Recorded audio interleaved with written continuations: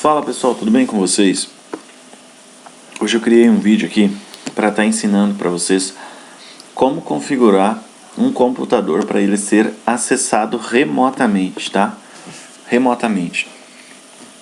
Claro, vai depender um pouco da habilidade de cada um, mas eu vou ensinar aqui como eu gostaria de ser ensinado, né? Digamos assim, se eu não soubesse fazer isso.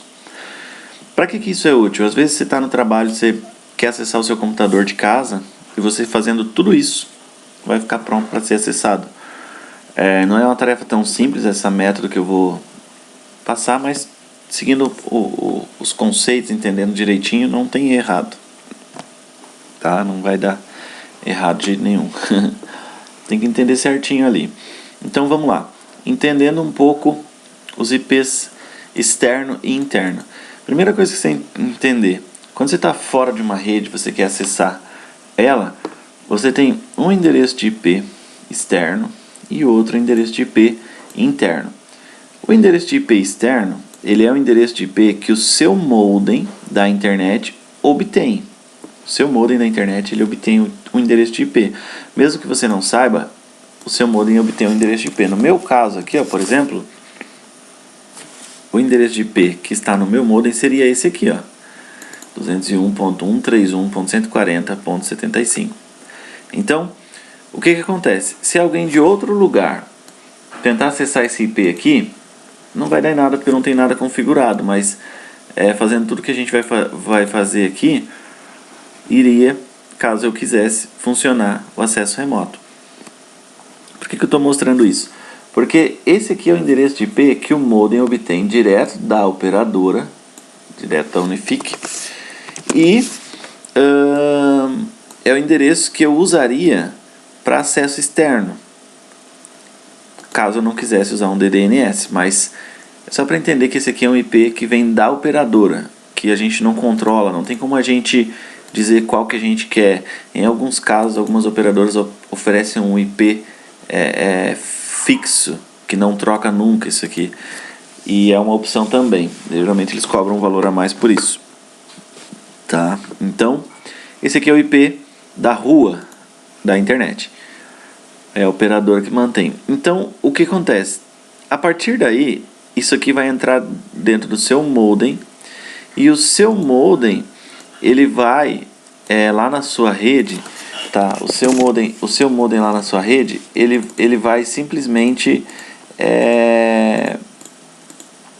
ele vai gerenciar os IPs e ele vai criar uma faixa de IP para que os seus computadores obtenham também cada um endereço de IP local. Mas isso aqui já é para um gerenciamento da sua rede interna, já não tem nada a ver com esse aqui, que é o que vem da rua.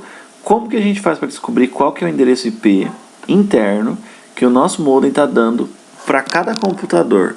No meu caso aqui, eu abri essa janela aqui, CMD, você entra ali no prompt de comando e você digita o seguinte comando, ipconfig, e dá um enter. Então o que acontece? Esse endereço IP aqui, ele é o endereço IP que hoje o meu computador está obtendo. Então, nesse caso aqui, o meu computador seria esse endereço aqui, entendeu? Endereço de IP. Geralmente, a máscara de subrede, o gateway padrão e o DNS, que não apareceu aqui, que ainda tem outro comando assim, ipconfig/all, que dele também aparece o servidor DNS, que em alguns casos também vai precisar. Ele é geralmente o mesmo do gateway padrão, o DNS. 92.681, 92.681. Isso aqui não muda na rede inteira. O que vai mudar apenas? Apenas o endereço IP. O próximo computador ou celular ou dispositivo que você conectar vai ser um 92.688.1.41.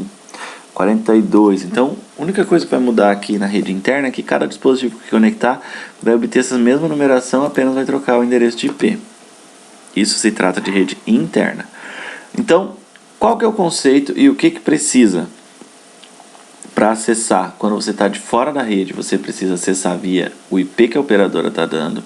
E esse IP, ele precisa acessar o IP interno da rede, que é o do computador que você quer acessar. Que no caso, se trata de criar uma rota TCP.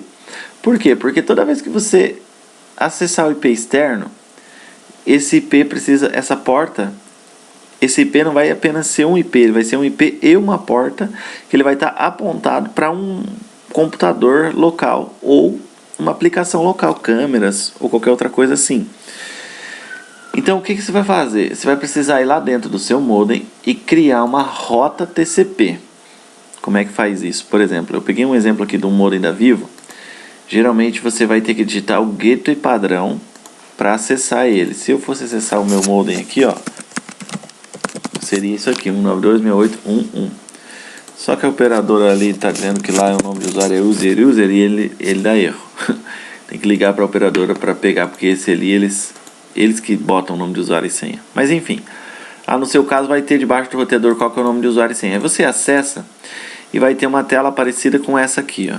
Quando você chegar lá em Firewall para liberar a porta, ou em alguns casos vai ser em outro local.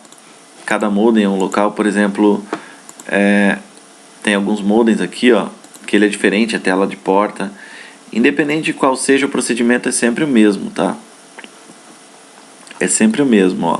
Você vai ter um IP, uma porta externa, uma porta interna, tá?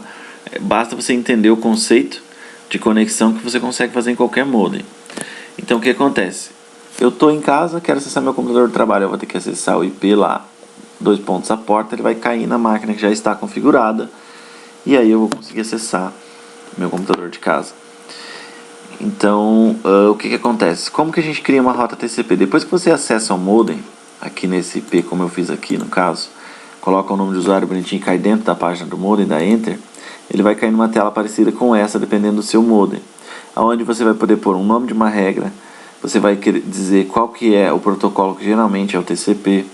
Aí você tem uma porta local e uma porta remota. Por que isso? Porque assim como nos IPs tem um que é o da rua e um IP que é o que o computador pega na sua rede local, que é a comunicação entre os seus dispositivos, no caso o computador, celular, outros computadores, e esse aqui é uma comunicação já da operadora com os outros IPs que existem, tipo do seu vizinho, de outros IPs que existem no mundo inteiro, entendeu? Esse aqui é um acesso externo e esse é um acesso local. Você vai precisar criar essa comunicação também. Então eu dei um exemplo aqui, ó. No meu caso aqui, o meu IP ali é o 40. O que acontece? Ele pede qual é o IP. Como é que nós fazemos para saber qual é o IP? ipconfig, está ali, 192.168, seu endereço de IP, .1.40. Qual que é a porta remota? Você pode pôr qualquer uma. Eu coloquei um exemplo de uma 15900, porque é uma porta alta. Quando os hackers ficam escaneando, às vezes para tentar invadir, eles não escaneiam essa alta. E aí, eu inverti o acesso aqui, porque a externa é 15900 e a interna é 3389, que é a porta do Windows. No IP remoto você não põe nada ou deixa 0000, que aí qualquer IP que tentar acessar vai deixar.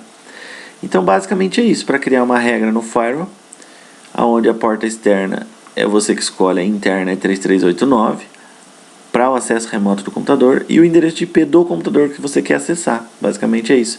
Aqui eu iria dar, no caso, aceitar local, aceitar aqui e adicionar, se fosse nesse caso que eu estivesse configurando.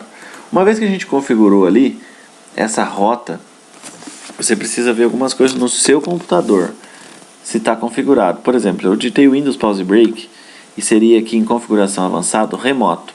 Aqui no meu caso eu não estou permitindo conexão remota com esse computador, mas no seu caso você teria que permitir, tá? Ele avisou ali que está em modo hibernar, né, suspensão. E também aqui é importantíssimo deixar isso aqui marcado, porque isso aqui é uma autenticação com criptografia, para que não ocorra também de ser invadido. Aí você vai dar um aplicar. Feito isso, ele já habilitou o acesso remoto do computador na porta 3389. Tá? Então o que acontece? Vou te mostrar. Se você fez o procedimento certinho de liberar a porta aqui e só liberou ali o seu Windows para ser acessado, se eu saísse agora da minha rede, fosse em outro computador, e lá nesse outro computador eu abrisse aqui essa conexão remota MST-SC, digitasse esse endereço aqui E uma vez que eu digitasse esse endereço aqui, eu digitasse 2.15.900, eu iria cair na minha máquina aqui. Só que o que acontece? Qual que é o problema disso? O acesso está pronto, está configurado, fazendo esses passos básicos que eu passei. Esse endereço aqui, a hora que cair a luz e voltar, ou que o modem resolver desconectar e conectar, ele vai mudar esse número. Então não adianta eu ir para outro local com esse número, sendo que ele vai mudar. Para isso, o que se faz? Cria-se um NoIP ou outro serviço de DIN DNS que você gostaria de utilizar. Aí o que você faz? Você pega aqui, cadastra-se, baixa o programa, é bem fácil, ele vai criar um e-mail, uma senha, um login, e você vai escolher um domínio, tipo aqui, ó, .ddns.net. Eu poderia pôr aqui, ó, computador realeza suporte.ddns.net e me inscrever. Isso aqui é grátis, só que você tem que ficar atualizando para ele não cair. Uma vez que baixou o programinha, ele vai ficar aqui no canto rodando, com o nome de usuário e senha, tudo certinho. Aí o que você iria fazer? Lá na sua casa, no outro computador que você fosse acessar, você iria digitar isso aqui, ó, computador realeza suporte.ddns.net 2.15.900. Por quê? Porque esse serviço aqui desse programa, que ele fica logado aqui no canto, qualquer número que ele pegasse, ele iria atualizar. E aí, ele, em vez de você acessar o seu IP externo, você estaria acessando um nome externo que iria atualizar o seu IP. Entendeu? Essa porta aqui é 15.900 porque nós fomos lá e configuramos para toda vez que acessar 15.900 ele cair na 3389, cair nesse computador que a gente está, que a gente sabe que o IP é o 40. Então, que é o da rede local. Então, no caso, o DDNS do meu IP público, ele passaria a ser o que? Ele passaria a ser computador realeza suporte ali, .ddns.net 2.15.900 porque é a porta. Então, toda vez que você fosse acessar o computador, você teria que digitar esse aqui por causa do programa que foi baixado e instalado na máquina local. Entendeu? E aí, para você configurar o computador, você precisa verificar o firewall, mas geralmente já está habilitado, os usuários do Windows, porque aí quando você, um passo importantíssimo quando você acessar ele de fora, é você ter uma senha configurada no seu nome de usuário, porque daí o seu computador vai ficar acessível remotamente para qualquer pessoa. Como assim qualquer pessoa? Se por acaso a pessoa digitasse o seu e-mail, o seu IP e a porta encontrasse, ele iria pedir um nome de usuário e uma senha. Então é importantíssimo você vir aqui no painel de controle. Por exemplo, no meu caso não tinha senha, então eu não vou habilitar o acesso externo. Mas vamos supor que eu coloque ali uma senha pessoal minha e a João Fernando. Então o que acontece? Quando eu fosse acessar de outro lugar, eu já não estaria tão vulnerável assim. Por quê? Porque eu iria acessar computador realeza suporte.ddns.net 2.15.900. E aí o que eu iria fazer? Eu iria pegar aqui e iria colocar João Fernando como está ali. E aí eu iria pôr a senha que eu acabei de pôr. Quando eu mandasse conectar e ele conectar certinho, não vai dar aqui porque, tô na mesma máquina. Eu iria pôr a minha senha e ele iria entrar. Simples assim. Legal, né? Então é isso, pessoal. Aqui é complexo, eu sei, esse tipo de configuração. Mas se você entender os conceitos e o porquê de cada configuração e como que funciona cada uma, não tem errado ali. Você faz, você consegue acessar ele de qualquer lugar. E aí você vai ter uma área de trabalho remota, que é muito cômodo porque você tem a mesma tela que você tem aqui, você tem ela de qualquer lugar.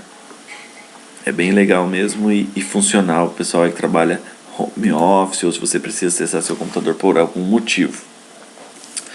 Fique com Deus, abração, inscreve no canal, dúvida deixa no comentário aí. Aquele abraço.